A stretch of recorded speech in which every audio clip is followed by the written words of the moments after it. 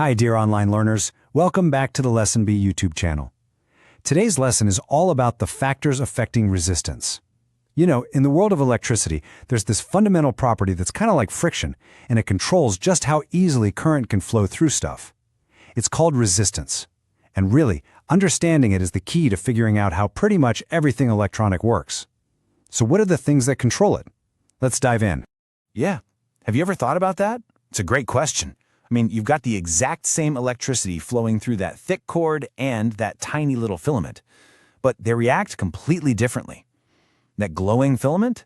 That's an example of super high resistance doing its job, turning electrical energy into light and heat. The cord, though, is designed for the total opposite, for very, very low resistance. So what's the deal? What actually controls this property? Well, that's exactly what we're here to figure out. So here's our game plan. We're going to start with the basics, what resistance even is. Then we'll do a quick refresher on Ohm's law before we really dig into the four main factors that define resistance. After that, we'll see how they all get packed into one awesome master formula, use it to solve a few problems, and then we'll wrap it all up with a quick summary. Sound good? Let's get started. Okay, first things first. Let's get right to the heart of it.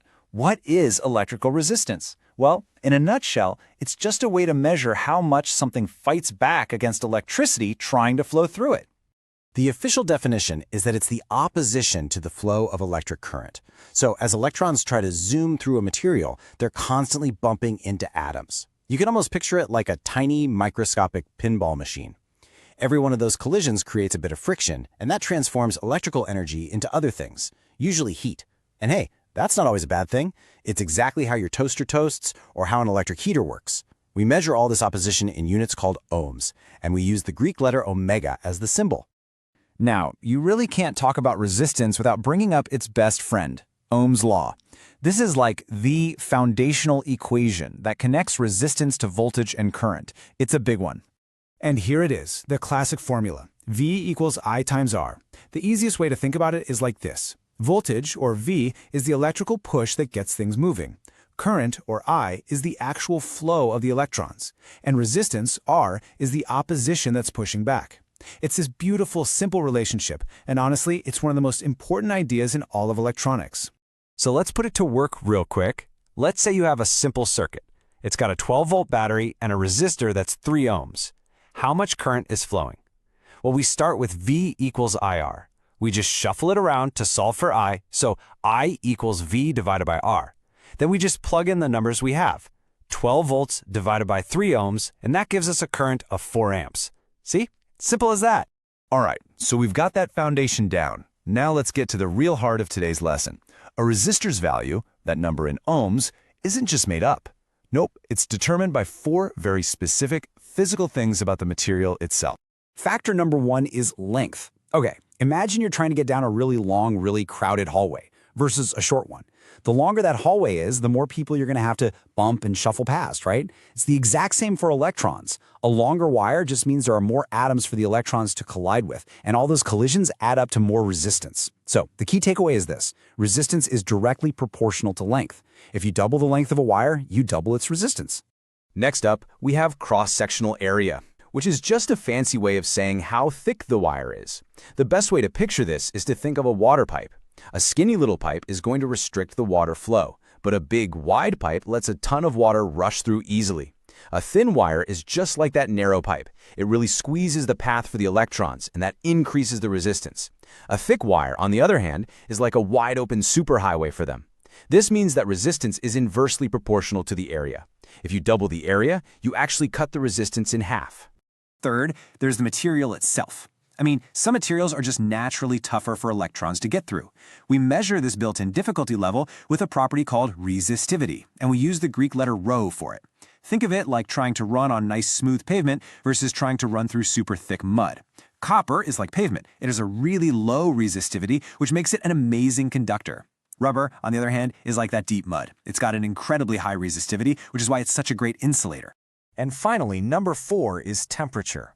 Now, for most of the metals we use every day, like copper, when you heat them up, their atoms start vibrating like crazy. All that extra jiggling and shaking just creates more chaos for the poor electrons trying to get through, so the resistance goes up.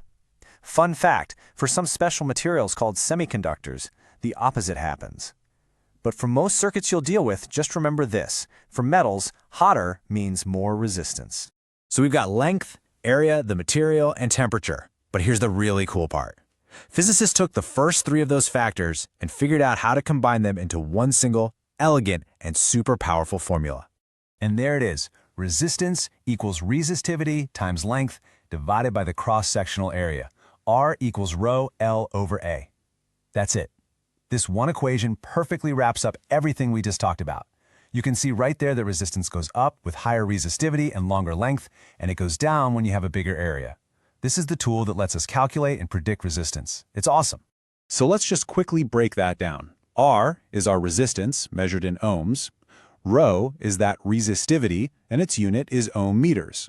L is the length, in meters. And A is the cross-sectional area, in square meters. It is so important to use the right SI units here, or your calculations will come out all wrong. Okay, theory is great and all, but let's actually put this formula to the test. It's time to solve a couple of practical physics problems. Okay, here's a classic problem. You take a wire that has some resistance, let's call it R, and you stretch it out until it's 3 times its original length. What's the new resistance? Now the key insight here, the thing you have to remember, is that when you stretch a wire, its volume stays the same. So if you make it 3 times longer, you also have to make it 3 times thinner. Its area becomes 1/3 of what it was. So when we plug that into our formula, we get a 3 on the top for length and a 1/3 on the bottom for area. When you work that out, it gives you a multiplier of 9. The new resistance is 9R. Wow, that is a huge change from just a simple stretch. Let's try a real-world one. This is like a design problem. How long does a specific type of wire need to be to make a heater with a certain power rating? Okay, first we got to figure out the resistance we're aiming for. We can use the power equation, R equals V squared over P, and that tells us we need a resistance of about 3.23 ohms. Next, we calculate the wire's cross-sectional area, since we know its diameter, and finally, we just rearrange our master formula to solve for the one thing we don't know yet, the length. We plug in all our numbers, do the math, and we find we need about 10.1 meters of this wire. This is exactly how real engineers design things like the heating elements in your toaster. All right, we have gone through the theory, we've gone through the application, so now it's your turn. Let's see if you've really got it with a few quick questions. So just think about these for a second. First, if you want low resistance, do you want a long wire or a short wire? Second, which one has lower resistance, a thick copper wire or a thin copper wire? And third, what happens to a copper wire's resistance if you heat it up? Go ahead and pause and think about it if you need to. Okay, you ready? Let's see how you did. For low resistance, you want a short wire. For low resistance, you also want the thick copper wire, because that bigger area means less opposition. And finally, heating up a copper wire makes its resistance increase.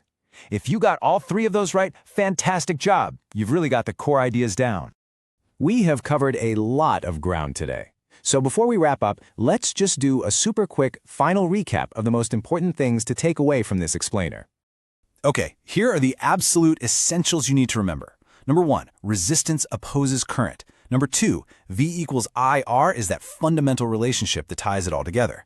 3, the 4 factors that matter are length, area, the material it's made of, and its temperature. And finally, that master formula, R equals rho L over A, is your key tool for figuring out how all those factors work together. So, I'm going to leave you with this final thought. We've seen how controlling resistance can give us light bulbs and toasters, but this core idea of controlling heat, light, and energy just by carefully controlling resistance is absolutely everywhere. It's in the volume knob on your stereo, it's in the sensors inside your phone, and it's in the billions of tiny transistors that make up your computer's brain.